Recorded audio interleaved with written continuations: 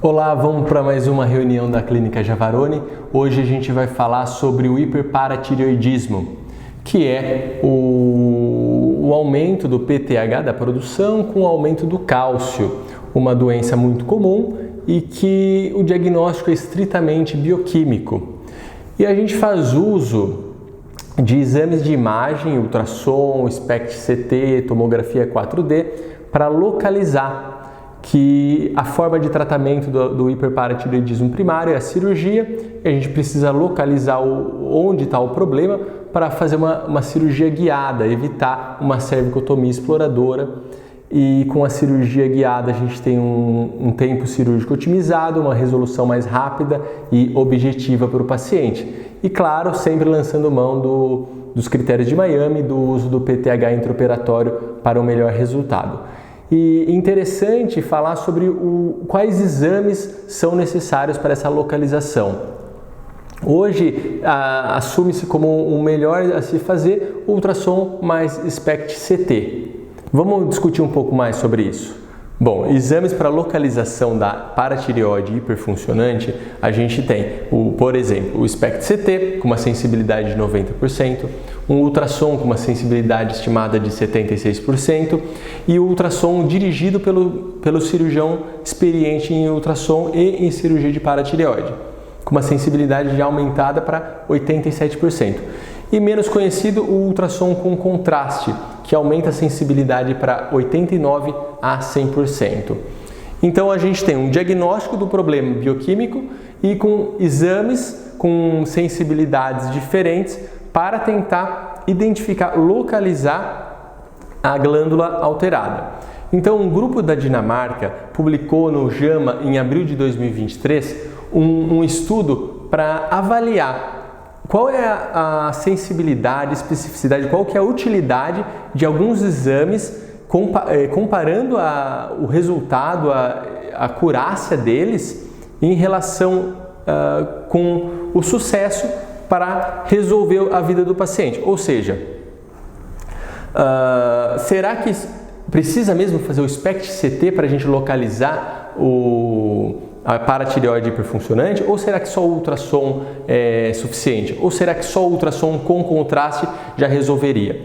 Então, eles propõem fazer um estudo, eles fizeram, na verdade, um estudo de não inferioridade do ultrassom e o ultrassom com contraste em relação ao SPECT-CT. Por que o ultrassom? Por ser um exame conveniente, rápido para o paciente, rápido para o médico, pode ser realizado no consultório, não tem radiação ionizante e também um custo mais baixo.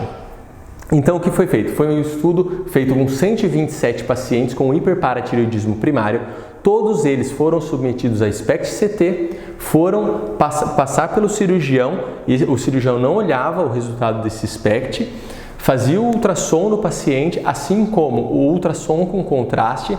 E em cada exame, só no ultrassom, ele tentava determinar se era uma glândula ou mais doente, que a maioria, 87%, é uma glândula só doente. E também, logo em seguida, fazia o ultrassom com contraste para determinar se era no mesmo lugar ou se era outro e tentar definir o posicionamento dessa glândula alterada. Depois o paciente seguia para a cirurgia e, lógico, no dia da cirurgia, se olhava todos os exames e fazia os critérios de Miami para a gente ter o melhor resultado. Dos 127 pacientes estudados, apenas um paciente permaneceu com a doença 6 meses após o tratamento cirúrgico e então foi comparado a sensibilidade, especificidade, valor preditivo positivo e negativo do ultrassom com contraste e do SPECT-CT na localização do adenoma ou da paratireoide hiperfuncionante no hiperparatireoidismo. E o que observou-se?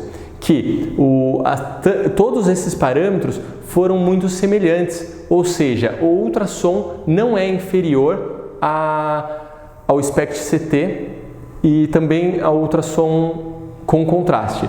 Ou seja, tanto faz fazer o ultrassom com contraste ou SPECT-CT para você localizar. O índice de localização é praticamente iguais, são estatisticamente muito semelhantes.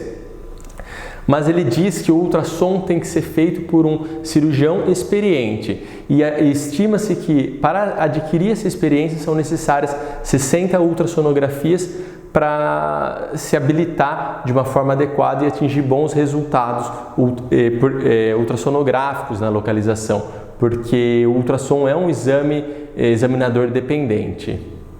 Então, outra coisa que achou interessante nesse estudo foi que tem o ultrassom com contraste, esperava-se que fosse muito diferente, muito melhor, e que na verdade o contraste não trouxe grandes melhoras, grandes resultados em comparação ao ultrassom nesse tipo de paciente, porque o contraste era só visualizado quando a glândula doente era muito maior e já era óbvio a localização dela. Então o ultrassom com contraste não se mostrou superior ao ultrassom convencional guiado pelo cirurgião.